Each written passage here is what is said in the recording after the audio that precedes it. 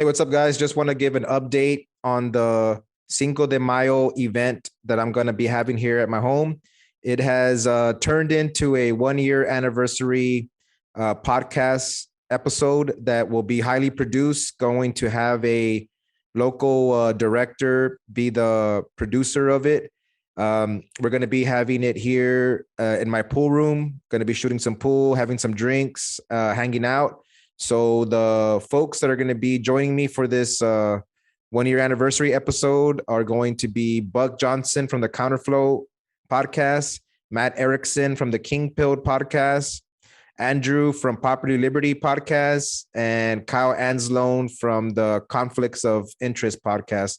We're all going to be hanging out, well fed, of course. I'm going to be a host for my homies here.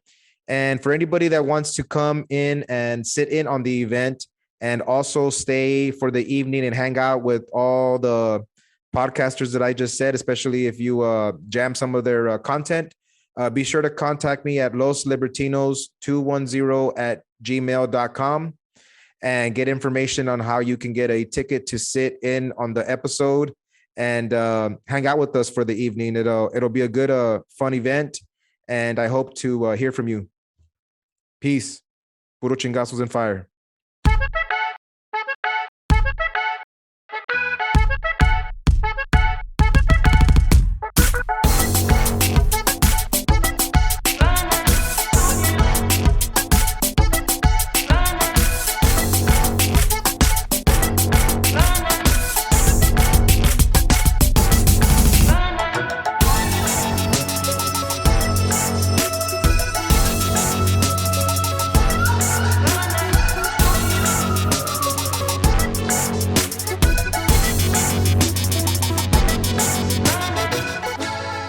Welcome, everyone, to Los Libertinos podcast. I am your host, Carlos Abelard, and this is Chingazos and Fire, episode number 38. Our guest today is Olga Maria. She is a Latina liberty activist. She's a wife, mother, homeschooler, and a small business owner practicing integrative medicine as an acupuncturist, herbalist, and a cannabis advocate. She's the newly elected chair of the Vermont Libertarian Party and is the host of the Latina Libertarian podcast. Welcome, Olga. Hey, thank you for having me. Appreciate it. Yeah, thank you for coming on. So on these interviews, I like to do upfront a little bit of your background because you have an interesting background, because actually in your background there, you have some flags that are going to kind of like tell some of that story there. So if you don't mind, can you kind of tell us where you were born and raised, some of your like siblings, family structure a little bit, and kind of your how your life kind of took you down this path from New York to Vermont, if you don't mind, please. Thank you. Oh, not at all. Thanks for asking. So I was born and raised in New York City. I was born in the 70s. So I was born when New York was really gritty city. My mom came from Puerto Rico when she got married to my dad, who's from, my father's from Barranquilla, Colombia. And he emigrated to New York City sometime in the 60s. And so I grew up in Queens, and I grew up in a neighborhood that was a real immigrant neighborhood. And my particular block, we were the first Latino family on the block. So it was interesting kind of growing up at that time, because the stereotypes of Puerto Ricans particularly, and later on of Colombians, wasn't so positive. So it was interesting growing up in that. But what were they? What were they? I mean, I don't know. What were they like? Oh, okay. So if you look at any movie in like the 70s and the early 80s, and there was a Puerto Rican woman in it, she was playing the prostitute. And if there was a Puerto Rican man in it, he was playing a pimp or a drug dealer. Oh, okay. So it was like hardcore. So if you look at movies like, there's an old movie called Fort Apache, The Bronx. It's a horrible movie of like every horrific stereotype of Puerto Ricans. But, so if you look at old movies with a certain eye, you'll just kind of see this predominance of stereotypes. So unfortunately, growing up at that time, this is what a lot of people who never personally met Puerto Ricans or Colombians or Latinos in general, was their perception. So it was tough in a sense, kind of being like that first family on that block, and all the kids were immigrants. We were all children of immigrants, like Italian, Polish, Irish, Greek, you name it. But everyone's interacting with each other and working through these filters of the stereotypes, right? Because there's stereotypes of everybody. But I remember it was really nasty at one time when we first moved in. There was and this is back when kids would just run the streets, right? We'd go outside and play, and you would come back when it was time for dinner. So, there was always kind of kids running around, and you'd look for kids to play with.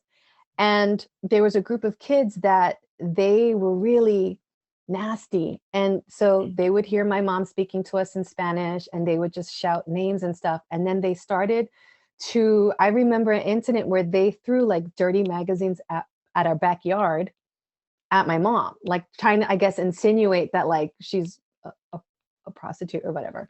So it was just like weird. And then like we would fight it out. And then I remember like my mom went and talked to those parents, and they were like, yeah, we'll take care of it. And that kid got a beat down probably. And then we all end up being friends anyway. But there was just like these type of weird incidences where, we would work through the stereotypes that like we're being told what they were. So this was like, yeah, so I grew up before the 90s, before Ricky Martin made Latinos cool. Like this was before we were cool. This is when we were drug dealers and crazy people. So but it built character. And I think that was one of the things that made me really appreciate my culture, because I couldn't understand this choque. I couldn't understand that people really had set in their mind like what Puerto Ricans were like, or what Colombians were like, and what those places were, right? Because everything is just, Tony Montana and like all these weird movies that are portraying us in a certain light. And it made me really want to learn about my culture and learn about history. And I've always loved history. And so as I got older, that's kind of one of the things that I did. And yeah, so it was really cool growing up in that multicultural environment. And I'm sure like other, there were incidences where other kids, like Italian and like, oh, your family's in the mafia and whatever, like all those little stupid stereotypes that kids have of each other and that we say to each other. Pretty much like everyone that I grew up with, that had that type of thing because they heard it in their home, or, they just thought that's how you're supposed to be. We all grew out of that. And actually, like for the most part, the kids that I grew up with, who weren't Latino, like we're still all tight knit and connect with each other. And most of them had Latino kids anyway. We won. That's funny. So yeah, so then you grew up in Queens, and then you had like you were good at school. You liked school enough to maybe go into college, or what did you how was your education? So I went to Catholic school for 12 years. And like a lot of, kids of immigrants, it was like, you got to work hard in school. You have to go to college. And, my father came to the United States, and he was a hard worker, and he worked in so many different things. And then he became actually like he was the advertising executive of El Diario La Prensa, which was I don't know if it still is, but it was the largest Spanish newspaper across the country. And so like he made that goal, and we lived really comfortably, and we were able to travel a lot to Puerto Rico and do all of that. We lived in a nice house. And so education was really important for my family, and they worked really hard so that we can go to good school. So we did that. And then so I went to college, and in college, of course, being like you're coming from a hardworking family, like then you get attracted to, socialism. But one of the things that it wasn't really that brought me into it, but I think I was just always intrigued with politics. And in particular, because I grew up in the 80s, there was that era where there was a lot of violence and there was in the independence movement for Puerto Rico. So that was always a taboo subject in my house. And so when I grew up, like, of course, that was one of the things that I wanted to learn about. And I was going to school in New York City. So there was like all these resources to learn about that. But predominantly, like in that is it was predominantly all, if not all, left wing. So I got involved in, you know, becoming a student activist and wanting to learn more about what that movement was about, and became a community organizer. And around that time was when the issue with the Navy bombing Vieques became predominant, because one of the employees on the base was actually killed. So that sparked this huge movement in the late 90s to I don't get know the what that Navy out. is. Wow. When were you born, Carlos? 83. Oh, okay, really? Okay, so yeah, so it was a big deal, and there was a huge movement of getting the U.S. Navy out of Vieques because there's a naval base there, and since, oh gosh, I think since around World War II or around World War II, they started practicing, and it's an inhabited, Vieques is a smaller island that's part of Puerto Rico. It's one of the municipalities, and people live there, and they started practicing their bombing in Vieques. And so not only the environmental hazard havoc that was wreaked with all the bombs, but they also stored munitions, and they stored munitions that had toxic chemicals in them. So Vieques, because of that, for many years, predominantly had a much higher incidence of a lot of cancers, rare cancers. And Vieques didn't have its own hospital, so the people who lived there always had to go to the mainland. So when this young man was killed, it just kind of brought to the forefront all of these issues. And so I became really active in that, and I had gone over there. A group of people actually took over part of the naval base and inhabited it as a way of, it was a civil disobedience, and it was done as a way of stopping the bombs so the bombs could stop. Eventually, what ended up happening is that Clinton was the president at the time, and he negotiated kind of a 3-year period where they would stop and they would withdraw, but they've never cleaned up. And so there's still that contamination that's there. But I became really active in that. And as a result of that, I had been a teacher. So like I went to college and I took like 1,000,001 classes, right? Because I was interested in so many things in history. And I ended up going and I became a teacher for a while. And I was always interested, and I was a special ed teacher, and I was bilingual. So I was a bilingual special ed teacher, and I was working with young kids. And I was so interested in the kind of the health things that they were going through in their disability diagnosis, and with the going to Vieques and learning so much about, you know, the health, the health factors of the people that were there, and like how they differed so much, and just all these differences with the environmental contamination. It really was like, okay, I want to go into healthcare somehow.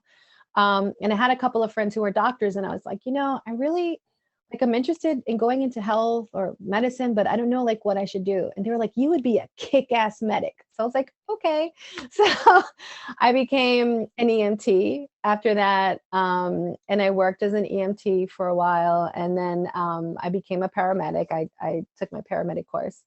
And I got into that. And in the interim, I had, you know, I met my husband, I got married, and I had our first child. And when I became a paramedic, it was because it's a year-long program, it's intensive. And the idea was, okay, I'm going to do this. And then afterwards, I'm going to like become a nurse, or I'll become a physician's assistant. Like I was going to continue my education. And, you know, after I had my first son, I was breastfeeding, and I was like, this is amazing. And I learned so much about the messaging of trying to control women's bodies with breastfeeding, right? Everything was like, no, at that time, see, this was the early 2000s. So at that time, everything was like, formula is better. So everything for me was like this battle. Um, and so I became an advocate for breastfeeding, and I was helping women do that. It's like, you know, kind of getting into different aspects of healthcare, kind of alternative, quote unquote, or holistic. Um, and then I became a doula because I had my experience of giving natural childbirth, and I wanted to help women do the same. So I became a doula. And I was back in school getting my pre-med requirements because you need them whether you go to nursing or physician's assistant. So I was doing kind of all of that. And in the world of continuing, being in hospitals and all seeing like all the impacts of healthcare and all the regulations and how they affect your quality of care. I was still very much a leftist at that time. That was the other thing. Like when I went to college, I was surrounded by hardcore leftists, and and I became one, and I identified myself as a socialist and a Marxist, and I was really in that world. And I had even traveled to Cuba, which is it's a beautiful place. The people are wonderful, but it was really a shock because of the contradiction in my head of what I was told of this socialist paradise and what you see in reality.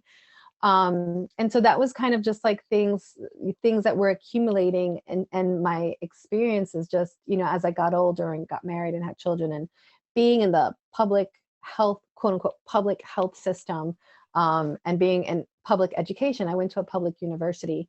Now I can really step back and see how much indoctrination, how much silencing there is for people, especially in in the university system, who have a diversity of ideas. You really don't even get to hear them. And in my time, I really thought that the predominant messaging was right wing, but I was wrong. I was surrounded by very extreme, like left wing professors who were really kind of beginning to put that into so much of the curriculum. And now it's completely even more so.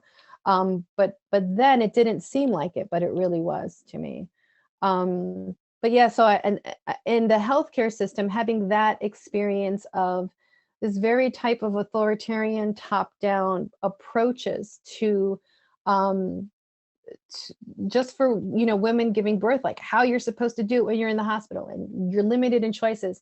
So I became an advocate for home birth, um, because I was just like, this is the most natural process, and 99% of the time, if you allow yourself to experience it naturally, there's really no complications. And thankfully, yes, we have people who are trained, who are able to take care of those emergency situations. But if you're not in that setting where they're setting you up for it, the likelihood that you're going to have a very successful natural birth is greater if you just stay in your house and you're able to do that with, certified midwife. But yeah, so kind of all of these experiences were really getting me to challenge my mindset, because I was very much, one, I'm stubborn. so, so that's very hard. But when you are surrounded by the, how would I say it, with that echo chamber, it's really hard to break out of that. And very much so in that environment, and I was, I wasn't in like a communist party, but I was surrounded by people who were in communist parties, and who were in different organizations that were really out there recruiting for that.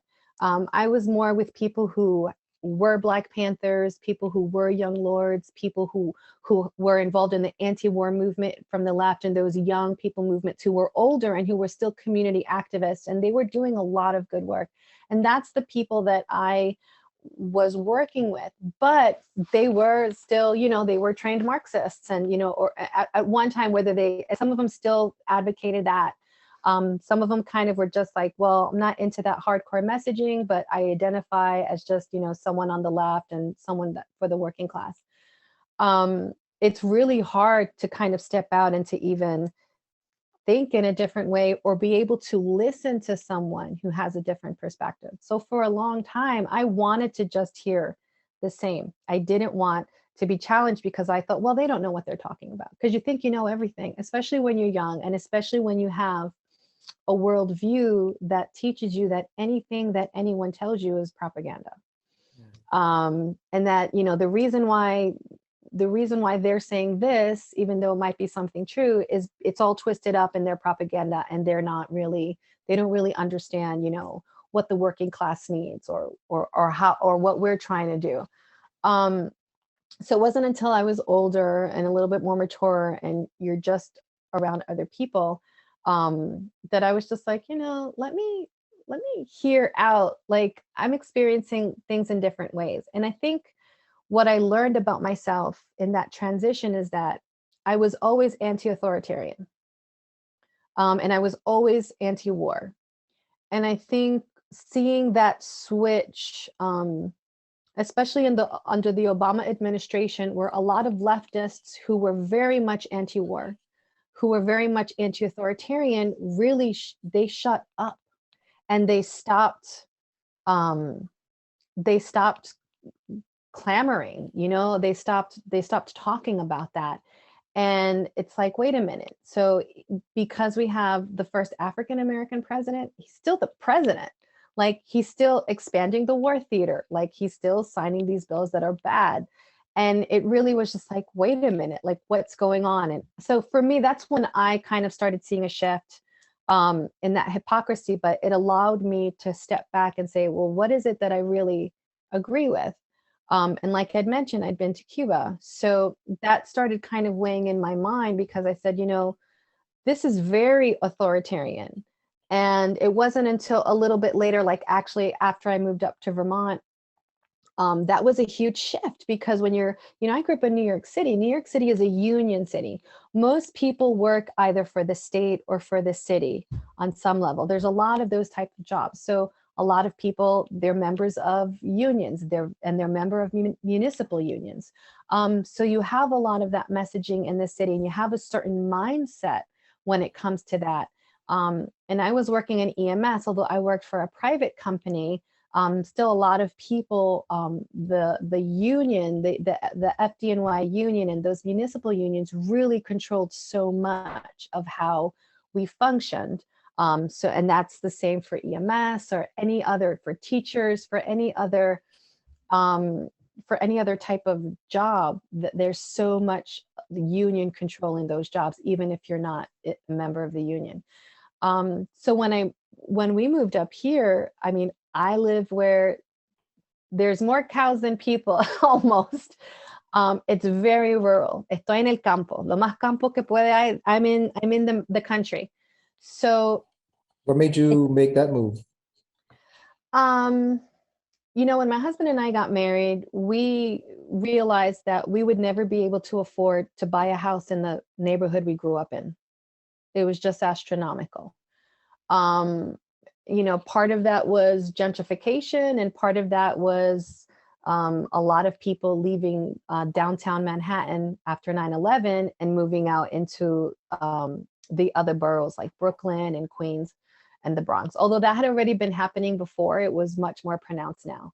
So, my parents bought their house in 1976 for $48,000.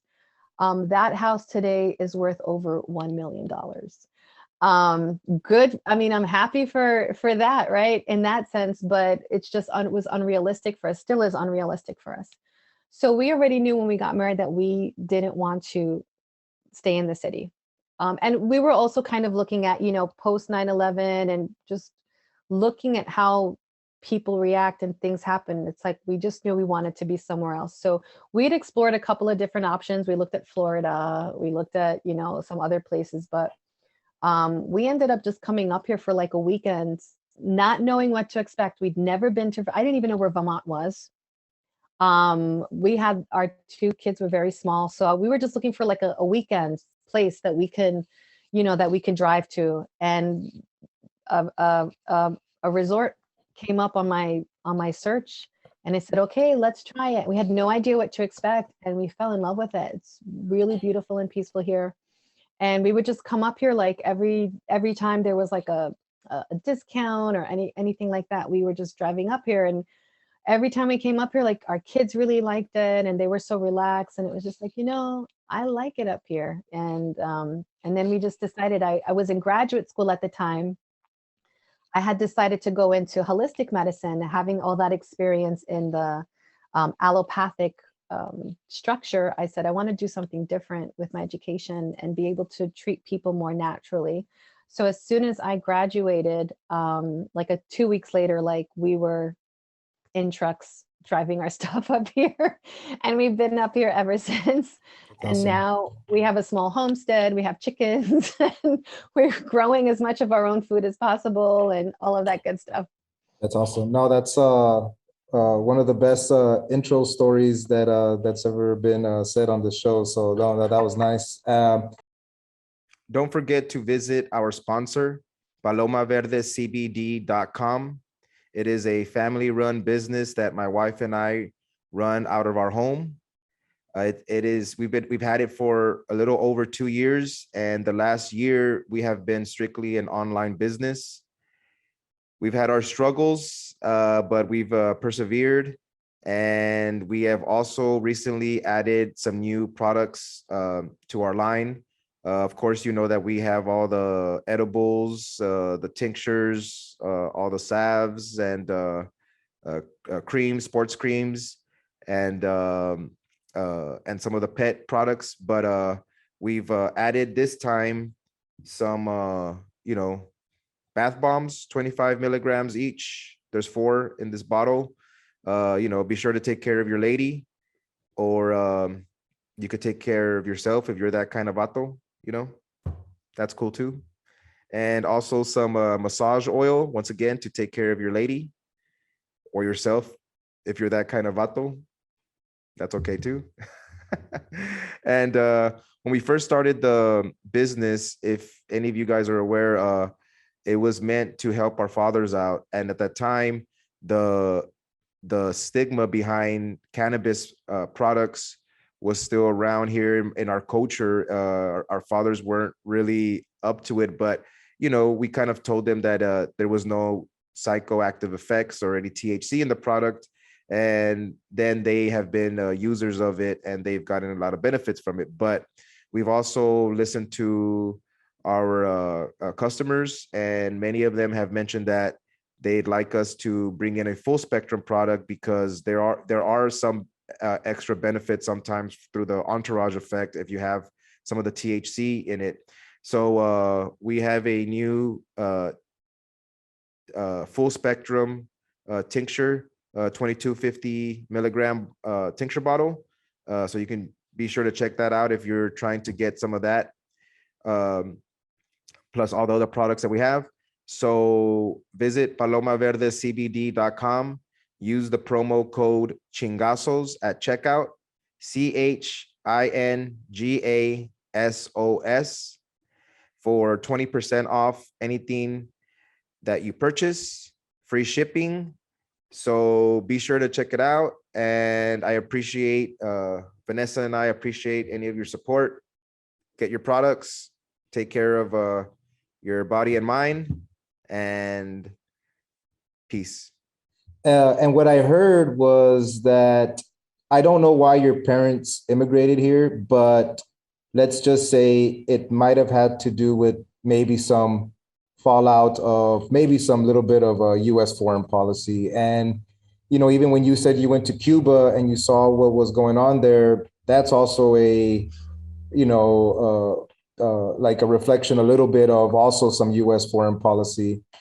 And you said you were always anti-war, and even like when you said that after 9/11, you kind of wanted to get away from all of the, some, again, after that, that's some other U.S. foreign policy.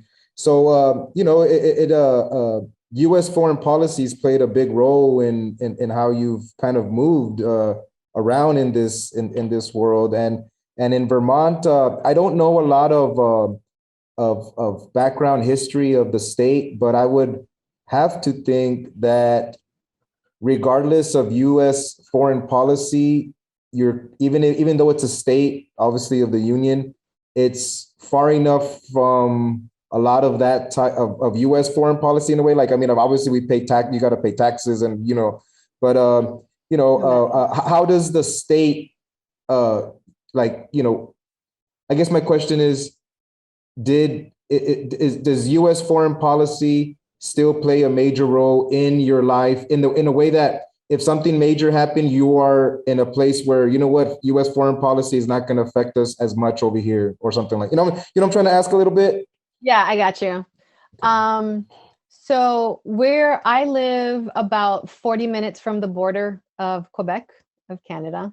So, so it does affect us like anywhere else.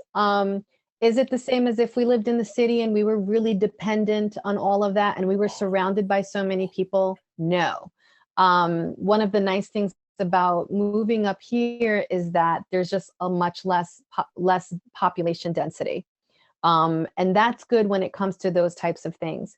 The other thing is there's a real history here of self-sufficiency. So even if you just have a little bit of land, and you don't know how to grow your own food, chances are your neighbor does, and they'll help you set up a garden. There's a lot of people who they have their own chickens. So if it's eggs or if it's meat or things like that, you're able to be self-sufficient in many ways. You can hunt, right? We've been hunting, so like people hunt. So there's a level of self-sufficiency where it impacts us. So I mean, like, so for example, a great example is right now the gas prices, right? This is a result of US foreign policy. It's really intense. And in rural communities, rural poverty is very intense and it's very different than urban poverty. Because in urban poverty, you have more resources that are much closer to you. And in rural areas, you just don't have that.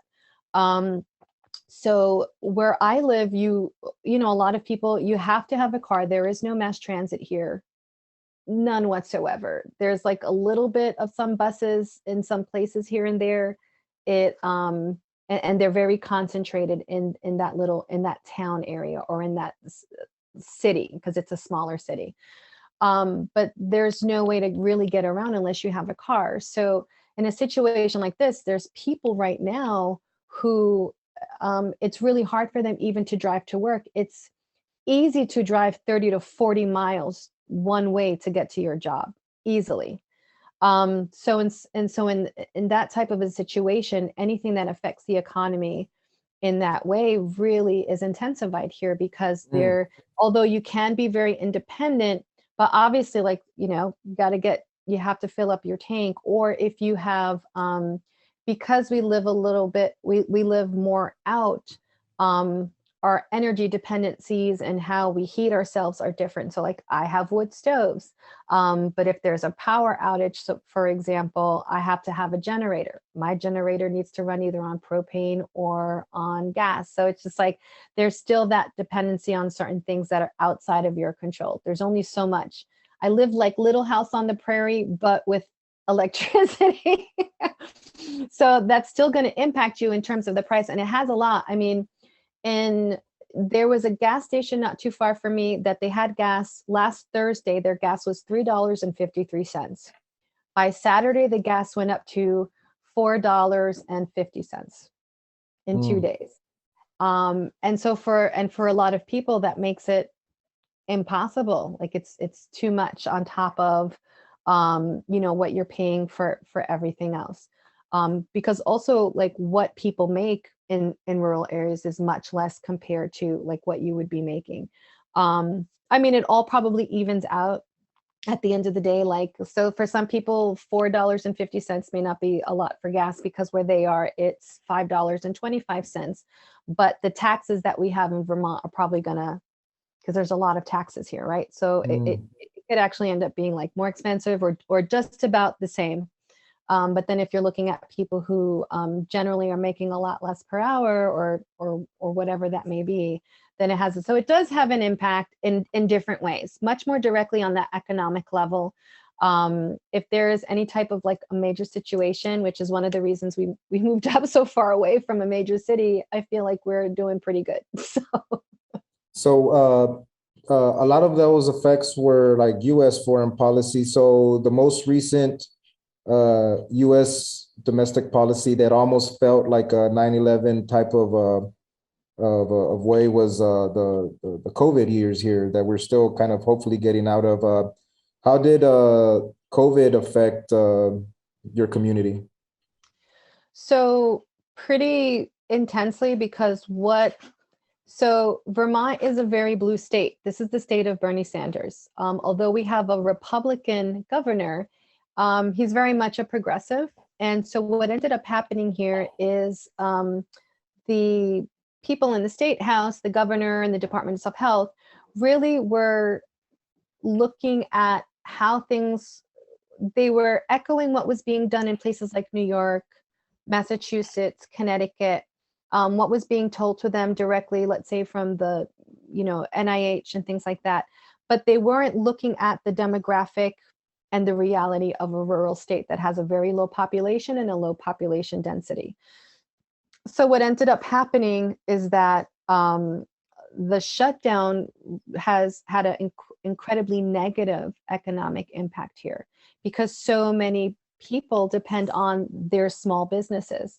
There's a lot of there were a lot of small family-owned type of businesses, even businesses that weren't necessarily that small, like different types of food producers and things like that. But they're very dependent on employees. So when things were shut down, and you were literally told by the government, you're not even allowed to open your doors. Your employees are not allowed to go to work. Your children are not allowed to go to school. So it was a complete standstill, like it was everywhere else. But the impact here was devastating, because once places were allowed to kind of start opening up, you didn't have that influx of population density like you have in some cities, where they're able to kind of make up for it. They had their losses and they're able to make up for it. Mm-hmm. Well, here it was much more difficult, because on top of that, we're a state that's also dependent on tourism to a large degree. A lot of people come up here for skiing, like where ski season is waning, but you have that seasonal number of people coming. And the same thing in the summer. We actually have a lot more people coming in the summer than in the winter, because it's beautiful up here in the summer. And that has provided always a boom to a lot of these small type of businesses, whether they're restaurants or ecotourism or things like that. And so what happened is that as we started getting things open, people weren't really traveling.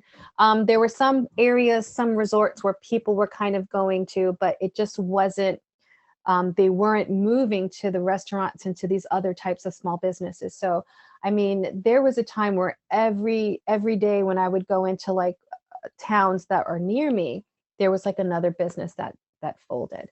The other impact is that Vermont is one of the states that's been incredibly affected by the opiate epidemic. And so people who were no longer able to go to their, AA meetings. Hold on, actually, let me just before the COVID, it was known, it was already a state that had, okay.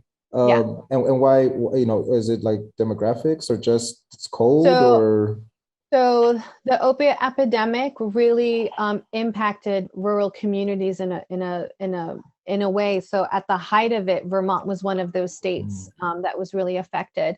And just kind of, the Appalachian Trail, it starts from Maine and it goes through Vermont. And if you follow that Appalachian Trail, you can follow the opiate epidemic as well. So a lot of communities, very rural communities, you're going down through, then you go through parts of upstate New York, and then you go down into Pennsylvania and West Virginia. So a lot of these areas were really affected and impacted. And part of it just had to do with the fact of how, how these medications, because the opiate epidemic is driven by pharmaceutical companies, and how they were recommending and what they were recommending to be given. So you had people who were functional as teachers, and they got into a car accident, and part of their pain management is, we're going to have you take Vicodin, or we're going to have you take a medication that's opiate based, and you get addicted. And then not everyone, but a lot of people, for whatever reason, you kind of go down this path. So when COVID happened, people who were in treatment, people who were, they're addicts, but they're functional, and they had their system, and part of their system was going to work, being accountable, going to church, going to their meetings. That's what you mean by functional, right? That's what you mean by functional, like yeah, okay. I hear you. Like volunteering, where they're out of the place where they're let's say before rehab, but they're working through that. That got taken away. And so a lot of people fell back into that place of their addiction where they're using. Um, Depression has always, been an issue. Also in Vermont, not just Vermont, I think certain rural states, because our winters are really long, you have seasonal depression. Mm. Vermont's one of those places where that's an issue, I've and never it's heard of that. I mean, I said it kind of playing around, like I said, oh, it's a code, but yeah, seasonal depression. I mean, I never like, so that's a thing. it's a thing, Oh wow, and so I never knew that. in Yes. northern, well, yeah, and in northern climates, so the demographic for suicide is typically older men, like in their 60s and up. That's kind of the demographic where you see, like, when suicides are happening, it happens in that demographic. Mm. So because of how the shutdown affected people, really have, in addition to and as an extension of the opiate epidemic and that crisis that really got much worse, that's tied into a mental health crisis that got much worse as well. So if you think about it, you had parents who were in recovery who are no longer in recovery. So what effect did that have on their children who are now home all day with a parent who's back into their addiction? So, and then now they're not even able to go to school. Now school is virtual and all of these things, right? So there's been a change. There's been a shift in the demographic of who is now committing suicide, suicidal ideation. It has shifted from that older demographic, and it's gone all the way to children who are really young, who are filling up the emergency rooms. Mm. ODs are filling up the emergency rooms. And unfortunately, here, as I'm sure it is in other states that may have a similar struggle, it's just not something that the health departments were talking about at all. Every day they were just focused on, how many people tested positive, what percentage of people had their injections, and they weren't talking about what was actually happening in our local hospitals, which is an explosion of crisis, of younger and younger people. It's like even right now, it's like I was thinking, and when you said the word explosion, it's like so you like U.S. foreign policy drops bombs and there's explosions and it's devastation, and even domestic policy, there are explosions, and then you get the residual effects that are still going to be going on. It sounds like from what you're saying for many, many, many years, especially if you're saying there's a shift in in the demographics of younger kids and all that. What does that then mean a little bit? So, can you talk a little bit about your business? And does that mean that, I don't know, I mean, it's, I don't want to say it this way, but like, is business like good that people are maybe trying to go holistic, or are people then just saying they're just self-medicating in a different way? I mean, I don't know, like how has that affected, I guess, your business, since that's kind of what you get into? It's definitely been interesting. I will tell you that in Vermont, acupuncturist was one of the health professions that was not allowed to continue Mm. operating. In other states, acupuncturists were allowed. So it was like weird. I think part of it had to do with lobbying or something. But I had a particular component of my treatment where I did work with people who are struggling with addiction. And I was just kind of part of the team that helped with that. So it was really devastating personally in knowing that there were, patients who I was kind of part of that team that they had to work with them that they didn't have access to anymore, and that really put it in a certain perspective too, because already being a libertarian and understanding how devastating government overreach and top down policy is, lo viví en carne propia.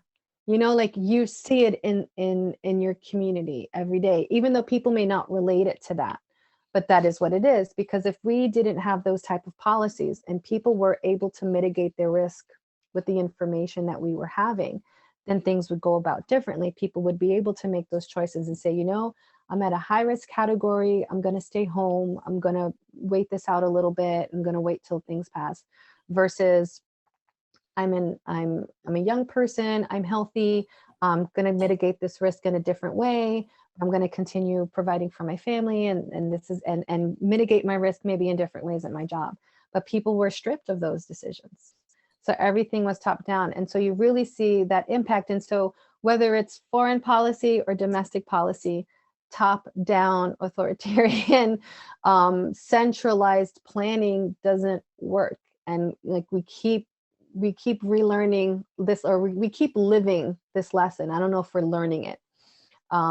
But certainly, we see that in terms of business, like I really had to pivot the way I did things because I didn't like the idea that I could be told you can't take care of patients.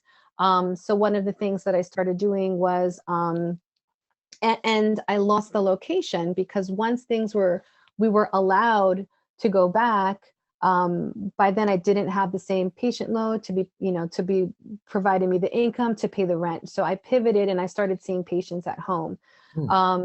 Plus, and because I didn't have a home office at that time. So I thought, okay, this is also a way for me to be able to offer my services, going in different places, because where I live, my part of the state, there's hardly any acupuncturists. And there's a lot of people who are older and they're homebound. So it was an opportunity for me because I got to go to other parts of the state and really kind of meet with people and learn more about people, and gauge people's understanding of like what was happening. I mean, the conversation was always about like how our government was responding to this. And in Vermont, it seemed so overarching because of just how different we are. It's so much more rural. So it seemed like the things that they needed to do in New York, or that they were doing in New York City, it didn't make sense that they were doing them in Vermont. In Vermont, there's maybe 600,000 people that live in the state, maybe. In New York City, I think my block in Queens had 600,000 people. So certainly it's a very different situation in that sense. And, I was looking at places like, North Dakota or South Dakota, where it's actually quite similar to Vermont. They don't have a lot of people. It's a very rural state. And they took a completely different approach to it, and they did very well. And so my talking point to a lot of folks is, well, we already have an example. We have South Dakota that's very similar to the Vermont in a lot of ways. And they don't have any, they certainly don't have any more of the virus than we do here. And yet, they're doing all these things and they're not letting people go to work. And, companies are closing and businesses are closing and people are getting more depressed. And, so it was always, and that was a conversation so many people had, which is why I realized that people are really looking for liberty. Even in a state like this, it was always the conversation about, this is wrong, or this has been going on too long and we don't have any input, and people should have the right to make their own choices. That was really the main thing. And it just made me realize how important it is to have an organization that's functional, that's talking to these things, and that is able to kind of bring this message. Because in Vermont, like I said, it's very left wing, and it almost seems as if there is no alternative voice. And even the Republican Party, especially at that time, was really struggling because, you had most Republicans who didn't necessarily want to identify with Trump. They wanted to identify kind of more like old school Republicans. And you had some other Republicans who were like full on with Trump. So they were having their own like internal thing, but they weren't speaking on the government overreach. Yeah. And So, well, it seemed like everyone was on board with it, but it's just not true. And that's not reflective of how a lot of people felt here. Yeah. So when we speak of like U.S. foreign policy or domestic policy, even like COVID, like we're also battling the like military industrial complex and the lobbying system, and then the pharmaceutical industrial complex and its lobbying system. So that is where libertarians come in and try to talk about the system as a whole, and how Republicans and Democrats, are part of the problem. You had said earlier that it was hard to get out of the echo chamber that you were in when you were, hanging around with, the socialists and the Marxists. How did you breakaway, and then how did you get active in the Libertarian Party in Vermont? So when I was, it was a slow, gradual process. When I was in graduate school, I had a friend who she called herself a libertarian, and I didn't know what the hell that was. And in my head, a libertarian was like a really right wing Republican, because I just didn't know what that was. It sounded really weird to me. But she wasn't like that. And we would have some really good conversations and we agreed with so many things. And I was just like, this is weird. Like, how do we agree on certain things? But I'm a leftist and you're like, what is that? What is this? And the things we agreed upon, like, we weren't for authoritarianism. We weren't for war, wanted government out of our lives. And I was like, wait a minute, what is going on? And that was a process that made me really start to examine, like, what is it that I'm advocating? Because I don't think I'm really clear on it. And it made me start looking at Marxism and socialism and Venezuela and Cuba and all of these things that I was told that I'm hearing propaganda about in a really different way. Um, and in the interim of like that, and I wasn't very active at that time. It was just kind of me in my mind. At that time, I was going to school and I was working in the hospital system and kind of integrating things on that level. When we moved up into Vermont, that's when the ideological shift, really, like where I was really thinking about more philosophically. And part of that is because I became a gun owner. And and that was really a life shift, because I'm living in a place where I had to take responsibility for my safety. I'm living in a place where there's animals. If I pick up the phone and call 911, they don't show up, maybe until tomorrow. So it's a very different reality of, what you're used to in the city. If I called 911 for an ambulance, maybe they'll show up in an hour or two, unless they're busy somewhere else. So it was really a paradigm shift of, I had to um, take ownership of, like, wait a minute, of the responsibilities of living that you don't think about when you live in a city or when you live in like a big suburb necessarily. I didn't. So that was a huge shift for me. And you go to the gun store and you're talking with other people who've been gun owners, that this is part of their culture. And they're expressing ideas that are really different from mine. And I had made a conscious decision at that point that I wanted to have conversations with people that had different ideas, that I wanted to hear out. And most of the time, we really agreed on a lot of things. And it just made me start questioning and looking into, um, and realizing that at the core of leftism is, it is a very authoritarian. They just phrase it in a different way to create the illusion of choice, to create the illusion of freedom, but it's actually the opposite. So I started kind of red pilling myself in that way. Um, and it's been one of the best things. And so my friend who's libertarian, still lives in New York. Like we talk every day. Actually, we text each other every day. We talk in memes, so every day we're sending each other memes. But back then, we just kind of communicate. And this was right after the 2016 presidential campaign. And so there was a lot of disillusionment, especially in Vermont, with like Bernie Sanders, and that he kind of gave up and he's part of the establishment and all this stuff.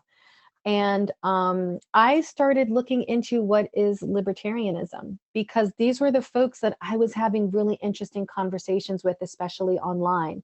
And I found a local libertarian party, my county party, and I was just like, oh, I want to go to this. Like, I want to learn, like, what is this about? And I went, and I became a member, and it was like really cool. Like, oh my gosh, there's libertarians in Vermont.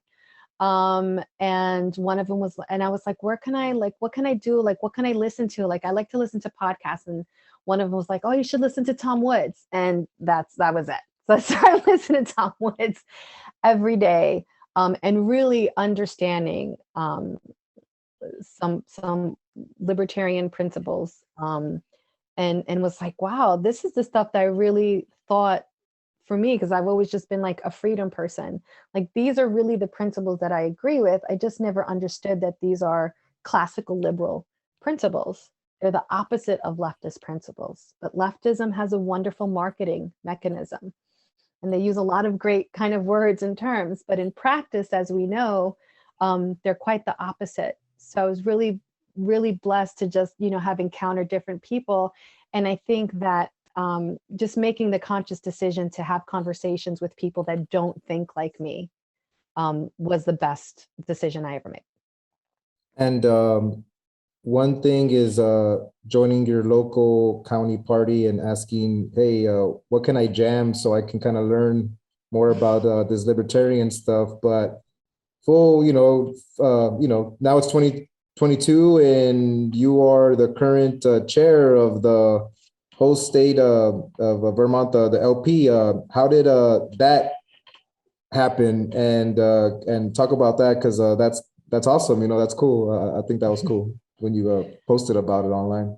Yeah. So, yeah, it was definitely one of the main things was the pandemic. There was definitely a void, I think, not only in my state, but, in other affiliates where it seemed like libertarians were crickets, when not all of them, but in some places there's like crickets. And like in the beginning, a lot of us we didn't know like what was going on, what to expect. I was very suspect. I forgot to mention that when I moved up here, I had become pretty active in terms of like health choice and medical freedom. That was just like the other thing.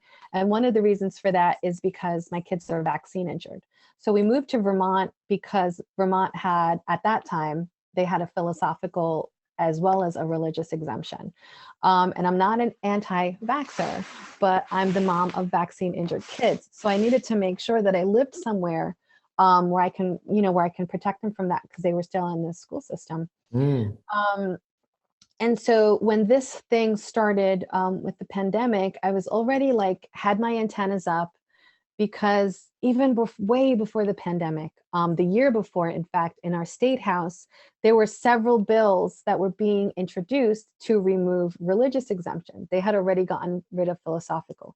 So I already had like a group of moms and people who were really about health choice, medical freedom, and preserving that in the state. And so once this started happening, we were hearing things that were kind of reminders of the rhetoric that's used to take away those freedoms. So my antennas were up.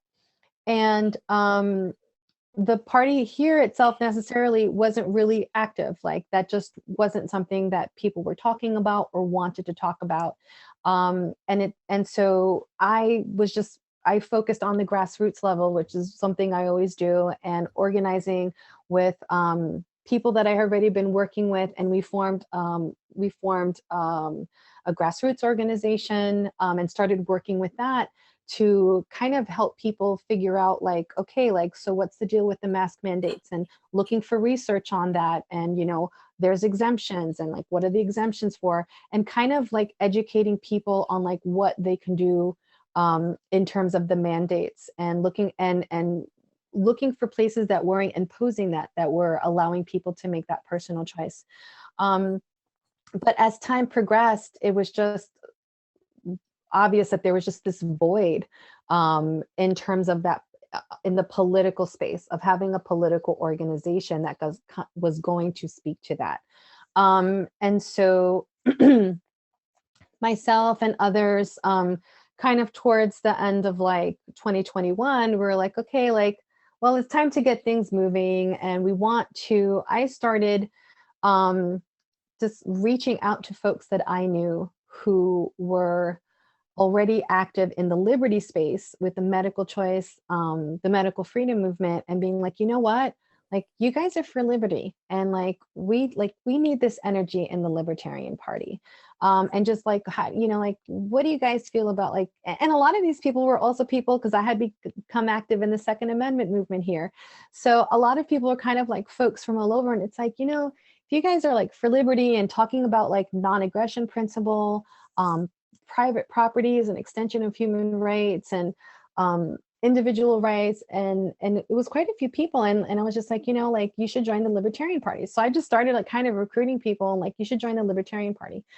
And as time progressed, it was just like, there was people who wanted to join, and people who were joining and, wanted to become active. And so as that happened, there was some internal conflict, like has been happening in other affiliates. But eventually we took the party from being one that really just wasn't talking to the issues that a lot of people wanted it to talk about, to now where we have a really active membership. We have people who are like organizing events and really doing a lot of cool stuff, and who are super excited, not only about being part of, the Libertarian Party here in Vermont, but just being part of like a liberty movement on a national level. And as hard and as frustrating it can be sometimes with everything that's happening around us, and it seems like it's hard to get that message out. But when you go out and you talk to everyday people, which is why it's so important to have these conversations in person with people, you realize that so many people are really looking for that message, and those are the ideals that they do have. It's easy to get bogged down on social media and feel like everyone thinks the same way about the pandemic or about, pick an issue. And it's not true. There's a lot of diversity of thought out there. There's a lot of people who aren't trustful of the media, who are very critical thinkers. They're just not the loudest voices necessarily. And when you go and you speak to them in person, or you have an activity or an event, it's like, oh, people can join you. One of the things we did back in October is my friend and I, we organized CannaFest. We wanted to have a free market festival in Vermont that was a family-friendly cannabis festival. And we had it on private property that was donated to us. And people got to experience for the first time kind of being somewhere where they can hang out, their kids can run around and have a good time. We had music, and we were talking about libertarianism, and we were talking about liberty. And I was telling people, this is basically what it is. It's, don't hurt people, don't take their stuff. If you want to buy cannabis, have cannabis. If you want to sell something that you make in your home, like go right ahead. If you want to drink a gallon of raw milk, have at it. We created this space because we wanted people to experience what it is to be free. And we forget what it was. We forget what that is when everywhere you go, they're telling you have to have your face covered, or you're not allowed to go somewhere because you have to have a pharmaceutical chemical put in your body. So a lot of people like came from that experience too, wanting to join the party. And I was just like, all right, well, there's definitely a need for leadership, and no one else was really stepping up. And I felt like, okay, let me put myself out there, let me do this and see if I can at least like put my best work forward. Because I just felt like it was the right thing to do. And I also feel like, when it comes to um, taking the responsibilities of leadership, we need to have people that are positive and that, have a work ethic and are willing to work with people and listen and make things happen. And this is just a time, we're just in a time right now where we can't sit back and allow the world to pass us by. We really have to be active and be advocates and be brave. It's not easy. We have to, we have to step up and make things happen. So the politics of the Libertarian Party in your state are one thing. What are the prospects of libertarians actually winning office in your state? What is the uphill battle on that front? Yeah, that's a really good question. It's definitely going to be a much more grassroots approach where we are getting out there and talking to people. So there's a couple of factors that affect here. First of all, voter turnout is pretty low. I ran for my local select board, and I didn't win. I wasn't expecting to. but I really did it more just because I was telling people, hey, run for your select board is like your city council, but for your town. So I was like, run for your select board, run for your school board. So I was like, well, let me do it, right? I'm telling everyone to do it. And I did it. And my town that has about 2,000 voters, way less than 500. Let me think. About 450 people actually voted. That's super low turnout. Now, I'm sure it's a little bit higher when it's a bigger election, but it's not really that much higher. So that's one factor where you have low voter turnout. And the reasons why can vary. There's a large elder population in Vermont. So it could just be that some of these folks are somewhat marginalized. They're not able to get, to vote. They don't know how to get their absentee ballot, or maybe, so access is an issue. Apathy may be another issue. People really feel like whether their local representatives don't listen to them. We have here, you have the ability, you can pick up the phone and you can talk to your local senator or your local rep. And you can, it's a little bit easier to be in touch with them. But the last 2 years with the pandemic and this kind of, I've noticed, this is my personal opinion, this kind of top-down approach that politicians and bureaucrats have taken, they're not so eager to listen to you when you're talking outside of that narrative. So I think some people too feel like they're not being listened to. So that's another factor. The other thing is, a lot of people don't know what libertarians are. And so there's more talk about libertarians because, you have people like Dave Smith and Spike Cohen, and Martha Bueno and other people who are starting to make the rounds where people are seeing them on news outlets and things like that. So, and Larry Sharp, right? And so they're like, well, what is that? But they don't necessarily know what that is. So, Puppy, I'm on the phone. Yeah, you have to ask Dad. I'm on a Zoom. It's ready. You have to ask Dad. Sorry. That's all right. Mom and Mommy, and LP chair. I know, right? Like, ask Dad. Dinner's over there. So the other thing, so it's education. People don't know. So one of the things that we're doing is we are focusing on creating events, making sure that like we are out there and getting our message of like what is a libertarian. So we have a lot of cool ideas that we're coming up with about getting that out. One of them is going to be, using social media. One of them is going to be just getting out to different events in person. It's exciting because spring is almost here, although we are expecting another 10 inches of snow. But it's almost here, and that means outside events. So we're really excited about all the different places that we're going to be going to and tabling and talking to people, and getting that word out. So it's definitely a challenge for a lot of reasons. But we have had people that run as libertarians, no one elected as of yet, but we're definitely working on it. And I think we're in the advantage right now because people are really tired of the same old. And I think that's the same everywhere. I don't think that's just here. Perfect.